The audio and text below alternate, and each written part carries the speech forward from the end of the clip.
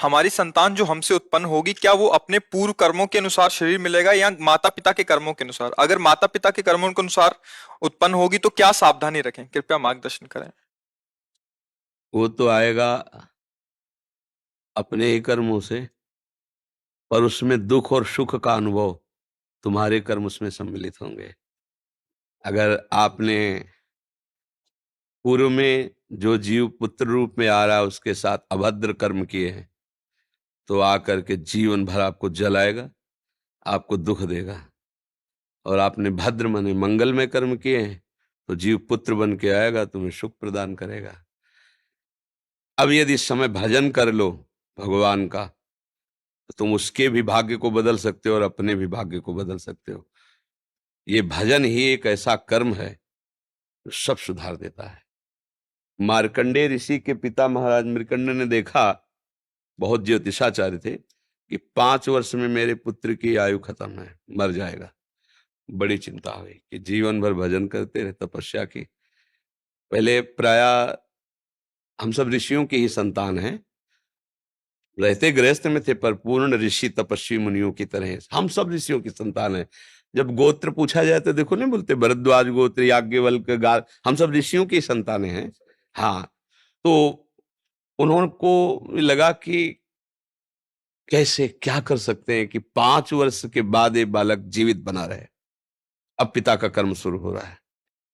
पूर्व संयोग इतने ही वर्ष का था, अब उनका नया कर्म काम कर रहा है। उन्होंने विचार किया, भगवान के भक्तों और संतों में विशेष सामर्थ्य है। यदि संतों को साष्टांग दंडवत करे और संतों का आशीर्वाद मिले, तो मैं इसे मृत्यु से भी बचा सकता हूं। उनको पता था, उनकी श्रद्धा थी, उनकी भावना थी। तो प्रायः पवित्र नदियों के किनारे ही ऋषियों के आश्रम होते थे, तो गंगा जी के समीप ही, तो घाट में खड़ा कर देते। जो भी संत दिखाई देते, वैष्णव तिलक या शैव तिलक, वो सबको आदेश कर, छोटा सा बालक 2 वर्ष 3, साष्टांग प्रणाम करो, साष्टांग प्रणाम करो। उनकी सेवा यही थी, प्रसाद पाओ और जाके घाट में खड़े हो, जो भी संत दिखाई दे साष्टांग प्रणाम करो। एक दिन प्रच्छन्न वेश से गुप्त रूप से सनक सनंदन सनातन सनत कुमार भी, अब आपको क्या पता कौन महात्मा किस कोटि का किस वेश में तुम्हारे पास बैठा है, या तुम्हारे संग वार्तालाप कर रहा है, या तुम्हें कभी मिल सकता है, हमारी दृष्टि नहीं है ना। और वो दिव्य महापुरुष थे और वो देखा करते थे। जो साष्टांग प्रणाम किया तो चारों संत वेश में थे, उनका चिरंजीवी भव, बस वो आ गए। कहा, महाराज मेरी दृष्टि अचूक है, आप सनक सनंदन सनातन सनत कुमार चारों ब्रह्म कुमार है ना, प्रच्छन्न वेश से आप घूम रहे हैं, ये तो अभागी है, 5 वर्ष में इसकी मृत्यु हो जाएगी। और आप कह रहे हैं चिरंजीवी भव, तो आपके वचन मिथ्या या इसका भाग्य मिथ्या?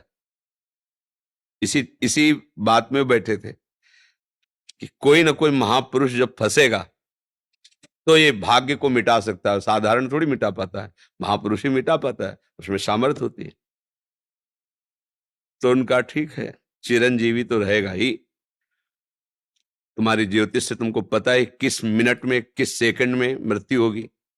उस दिन प्रातः से लेकर के और मृत्यु समय तक भगवान शिव के मंदिर में शिव का आलिंगन करके इसे बैठाल देना, बस फिर और हम देख लेंगे। ऐसा ही किया। चारों ब्रह्म कुमार दरवाजे पे खड़े हो गए। तो ऐसे पुरुषों के पास यमदूत नहीं आते, साक्षात धर्मराज